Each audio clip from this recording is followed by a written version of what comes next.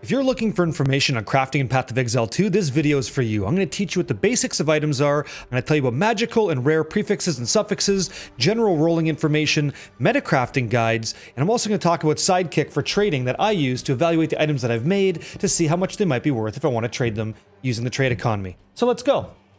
The first and foremost thing that you need to know about Path of Exile 2, if you're just getting into it, is that items are awesome. It's what makes the game so fun. It's very robust, but there are certain rules that every piece of gear has to follow until you get into this dubious little dude called a Val Orb. The Val Orb modifies any item unpredictably and corrupts it, which means you can't change it after, but you can change the item with respect to runes and soul core sockets. That you can change if something's been valed. But if it's valed, you can't change it by adding more modifiers, you can't add quality to it. So let's not talk about that one right now. Let's get into the basics. Every item in Path of Exile 2 is made up of one of two categories, generally speaking. You've got prefixes and you've got suffix modifiers. To find out what exists or what could exist on the items that you've got in Path of Exile 2, this is where it's not actually playing the game, but actually me showing you the information so you have a good understanding about it, because that's what it's all about. Once you understand what items could be, you know if you have a good one or not. There's two websites I want you to get very familiar with. One is going to be poe2db.tw and the other is going to be craftofexile.com. Both websites show you all information in the game, just in different ways. Craft of Exile, however, is pretty freaking awesome because it allows you to emulate or try to roll gear before you ever spend any currency in the actual game using the weighted results of what is generally going to happen more often than not. So you get an idea about how much investment or currency you're going to have to use to try to get the result for the piece of gear that you want. If you're just getting in the game, that could be a lot, so let's not worry about that right now. But both exist, and the link will be available in the description. When you go to craftofexile.com, just click right here, PoE2, and that's going to load the Path of Exile 2 version. Let's kick back over to PoE2DB. So I'm going to use an example. I want to find out what the best boots in the game are for the build that I'm using, Poison Concoction. How do I do that? At the very top, you have this menu system. When you mouse over items, click on the items in the dropdown. That's going to produce this list of what kind of item are we talking about. And I want to find out what the best boots are. Okay, so I'm going to go down here and I'm going to find armor, gloves, boots, body armor, helmets. There it is, boots. So when I click on boots, I get all the unique boots in the game. But that's not what I want. I'm going to click on this tab called boots item /83. And then from the top, it's going to show me regular gear down into advanced, which is going to be like cruel difficulty, and then finally expert gear. See all the advanced and then expert. And if I went through this list and I scrubbed through, I wanted to find out what's the highest value. What is the highest value defense for evasion and then energy shield? If you look at it, you got these frayed shoes that give you 91 evasion, expert threaded shoes is 101, and then expert hunting shoes is 110 evasion and 42 energy shield. So that's the one for me. That's primary evasion with energy shield behind it, so I can use buffs like Grim Feast and just pop off, and hopefully not die to one-shots. Fingers crossed, right? So now that I know that I can use this website to find out good bases, normal white gear bases, I could then find out some more information about them. Like, what could these boots actually be? Another question might be, what is the fastest movement speed I could actually get on boots? I don't know. I want to learn. Here's how you find out using these websites, and both exist. So I'm going to scroll up to the top here. I'm going to click, I'm actually in the way here. I'm going to click on this arrow, or I could just mouse wheel up. It's going to take me all the way to the top of the site, okay? From PoE2DB, I want you to mouse over modifiers, then click on modifiers and from the dropdown. And we're going to be modifying boots. Now, you're going to see things that say boots strength, boots dexterity, boots intelligence. These are just the defensive base types. So you're going to have basically boots strength, that means boots with armor. You're going to have boots with dex, that means boots with evasion. And then boots with intelligence is boots with energy shield.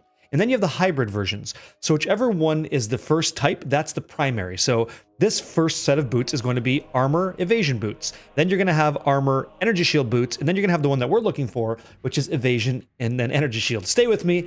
You're going to want to know this stuff because it's going to help you a lot. So when I click on boots that have evasion, energy shield, or dex int, this is the list that comes up. Now don't get overwhelmed. It's okay. If you ever played Diablo 4, you're used to tags, okay? This is the exact same thing, it's just a little bit different visually. So let's talk about the basics of items. Every item in Path of Exile 2 is allowed to have 3 prefixes and 3 suffixes so long as it's a rare item. If it's a magical item, it can only ever have 1 prefix and it can only ever have 1 suffix at the same time. 2 modifiers, okay? So rare modifiers, you get a total of 6, and then when it comes to magical, you get a total of 2. What's so great about this website is it tells you what the item level required is to hit the maximum threshold for a single modifier. So speaking in English, it tells you what the base item level has to be for a piece of gear to roll potentially its greatest effect. So let's look at this as an example, right? What is the fastest movement speed I could get on boots? If I click on the prefix here, you can actually click on these, which is pretty cool. I'm gonna go down to increased movement speed, okay? And I click on that, and this little pop-up comes up and it shows me, hey, runners, sprinters, stallions, gazelles, cheetahs, and hellions. Okay, so now I know all the different types of movement speed that could exist on boots in Path of Exile 2, which is great in early access.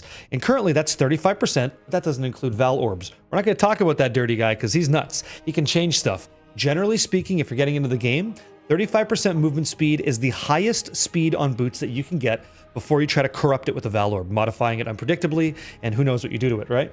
So here's the interesting thing. For you to get 35% movement speed on a pair of boots that you find in Path of Exile 2, it has to be item level 82. That's what this column's telling you. The first one is telling you, like this first column tells you the name of the modifier, then the column tells you the required item level, and then you have the effect of it, and then it tells you what the attribute tag is. And that's going to be important when we talk about metacrafting in just a moment. So you now know that you need to have item level 82 boots to get 35% movement speed. So something you need to know, if you found a piece of gear that was level 70, 71, 2, 3, all the way up to 81, it doesn't matter what the range is in between. Until that item level hits 82, it cannot roll the highest. And the same is true for anything in here. If you happen to find boots that were item level 17, it could not roll 20% movement speed. It must at least meet the threshold of 30 in this case to hit 20%. And that's true for everything on this list, whether it's going to be chaos resistance or it's going to be in dexterity or intelligence, it's all the same. Until you hit that item level threshold, you cannot hit the next tier of benefit. So now you know what sort of item level you're looking for great gear on your character to improve the range of rolls. Like as an example, maybe you want maximum life on your boots, okay? If that's something that you want, but you're only getting like 59 life and you don't know why, it's because maybe the item level that you have isn't as high. And if you're looking at build guides and stuff, you're like, man, how do these guys have so much health? I don't have that much. Maybe their item level is higher than yours on the gear that they have. So to find out what the item level of the gear is that you use, let's go back to the game for a second. I'm just going to mouse over, go over here so it's a lot simpler to look at.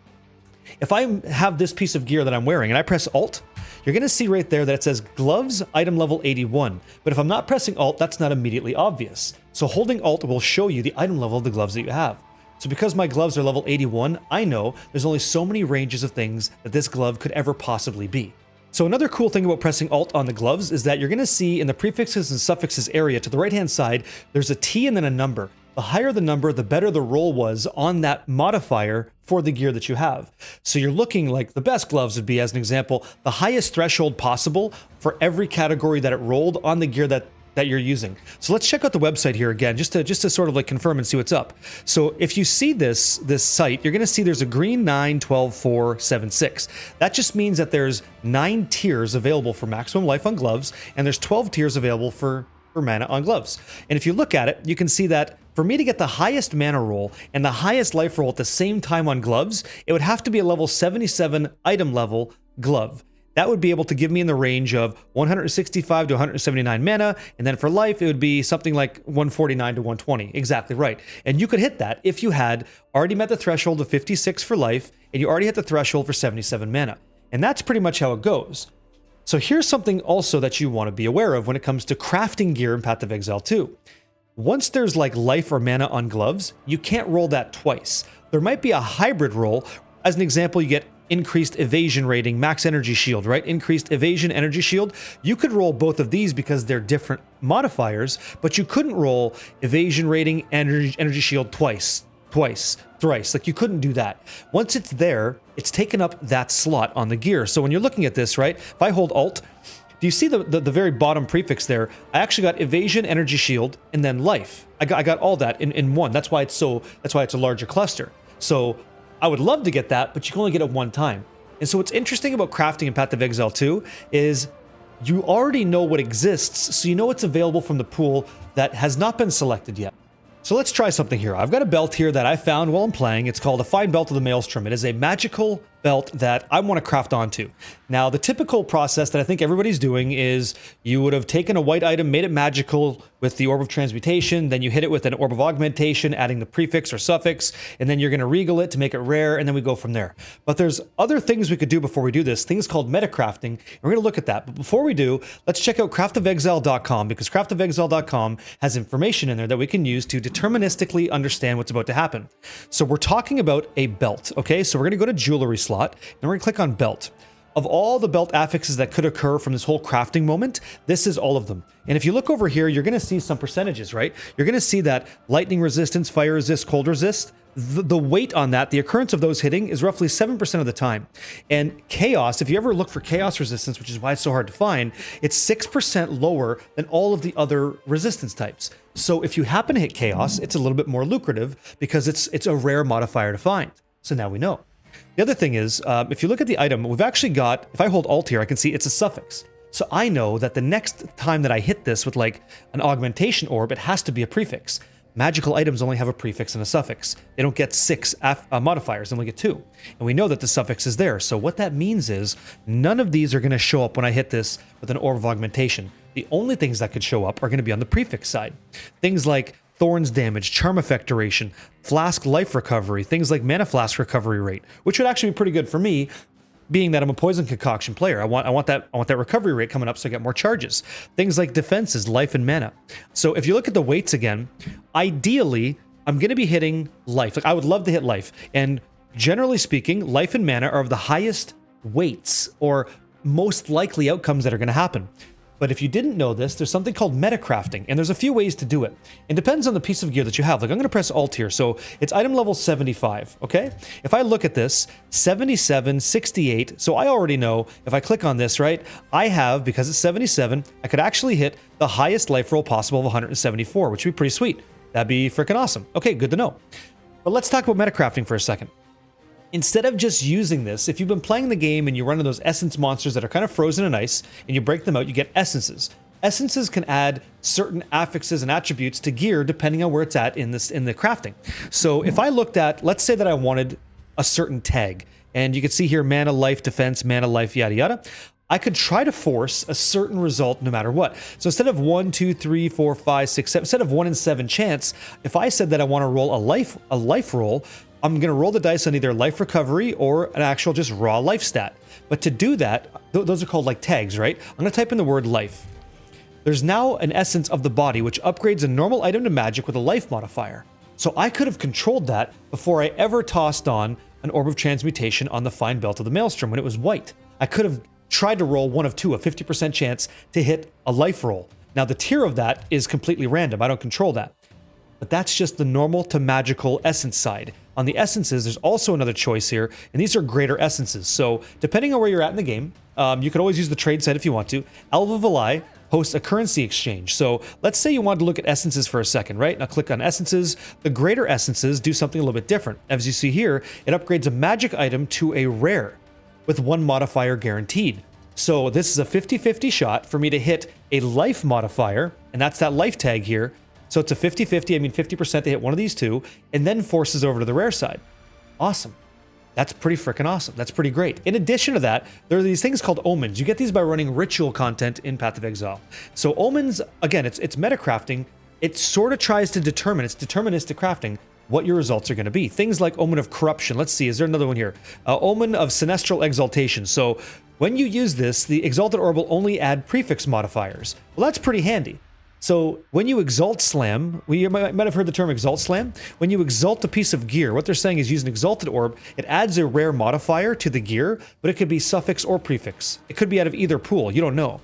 But that omen forces certain results. So now it's only going to be prefixes or it's only going to be suffixes depending on the omen that you use on the currency that you're using. I need you to just know that that's an option instead of always just gambling. Generally speaking, if you're not using essences and you're not using omens, you're just gambling. But base types in the game will always have a more likely outcome. And that's why I wanted to show you the weights and stuff. So let's take this item on a quick journey just to see what happens. I'm not particularly interested in what happens here, so let's find out. I'm down to roll the dice. So I'm going to augment this to give it a prefix because it's already got a suffix. What do we hit?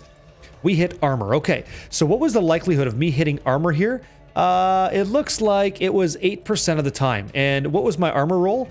I got T5. Fantastic. Okay, woot woot. So now we're all done. The only thing I could do now is I could use a essence to convert it from magical, right, to rare, or I could use the Regal Orb, which is going to turn this item from a magical item into a rare. Bam, there we go. And now this thing's looking kind of hot shit. I've got a 38% cold res, 33% lightning res, and then the natural thing that you should be doing here is saying, okay, Is that worth it? Is this thing worth crafting on beyond this? And that's totally up to you. It depends what you're trying to get. But I'll tell you, using SIDEKICK, which is available in the description below, if I press Control D on this, I can see, just looking at flasks, so I'm looking at the implicit value of this particular piece of gear. Using the checkbox and the base type, I can find out of all of the different fine belts that have that, which belts have cold resistance and lightning resistance alone. And I'm going to go ahead and hit search. And this is going to come back and give me some information. Clicking on this button here is going to open up the entire website. I'll close this down. This is the official pathofexile.com/trade2 website. It's Grinding Gear Games trade economy. So if you didn't know how to use that, this is available from the link in the description. It'll populate this just like this. I'm currently on hardcore trade, so my prices are going to be a little bit different than yours. Clicking on show filter, I now know that just off of what I've got of the 2 resistances, it seems like things are selling or being listed for at least 10 exalted orbs, and I didn't spend nearly as much on that. All I did was I used very little currency to hit this. I got pretty lucky on my rolls, but I could have controlled it to some degree using essences or metacrafting if I knew these were expensive items that were selling. I didn't spend a divine, but I could make a divine on it if I had things like strength, mana, whatever these are. As you can see, it's listed 5 days ago, so it's not really selling. This one's listed 10 days ago. That's not really selling. This is listed a day ago. It's got some life on it. And so what I could do with SIDEKICK based off of the craft so far is choose, do I want to use exalted orbs on it now? Do I want to use essences, greater essences, if I had the opportunity when it was magical to do so? Do I want to use omens to like force certain rolls? I don't know yet, but for me, I would pursue this. I would say, yeah, okay, so I've got 2 suffixes. I've got 2 suffixes used, which means 1 suffix is left, and I've got 2 prefixes open. So the best thing for me on a belt like this, I think belt slots generally want life on them. If I don't have any life on this, it sucks. What would be really, really killer is if this last suffix rolled chaos. If I rolled chaos on that, it would be very, very good. But I have no idea how that's going to go just by exalt slamming, because it's basically gambling. So I'm going to go ahead and gamble here. I'm going to throw a couple exalts into it. And right away, I got increased charm charges gained. Not really something that I want, because this is a flask charges per second belt. And so not really working cohesively. It's still a pretty decent resist one, a pretty decent resist belt. And now I know that the next 2 exalted orbs that I put in are guaranteed to be prefixes. How do I know that? Because it's got 3 suffixes, it can't roll any other suffixes. So all of my suffixes here are off the table. They can't exist anymore. That's done. Okay? So now we're going to get things like charm effect duration. Hopefully we get life and mana, and that makes it a pretty decent utility belt. Let's find out. Let's roll the dice. We got 68 life, and what's our last one? We got 25 mana. So very low on the mana, decent on the life. I would say kind of low, considering it could be like, what, 174? Let's find out here. Yeah, it could have been 174 life, and we hit 68. So I spent 2 exalts on it, had a good time. Am I going to make a profit on this? Probably not. Who knows? I'll toss it in the trade site over here. Let's see. I'll start off at 3 exalts, so I make 1 exalt profit, and then I'm positive on it. And that's how it goes. That's how my crafting goes in Path of Exile 2. So SIDEKICK is what we use to evaluate how successful our crafting session was. We use Craft of Exile and PoE2 DB to find out what could have been from the items that we have. And I hope that this metacrafting opens your eyes a bit, so you know that there is, in Path of Exile 2, a little bit of deterministic crafting, but it's not as much as Path of Exile 1. And that's a good thing for people getting into the game. It's not too much. If you have any questions from this video, I will be scouring through the comments just to try to answer them for you. Let me know. I hope this video helped you out. Crafting is a lot. It's some of the most fun in the game, and I hope that this encourages you to pick up gear off the ground, to look at it, understand what it could be using these resources, and then craft on it, and have a good time making great gear. All right? Much love to everybody. Thanks for checking out the video, and I'll see you in the next one.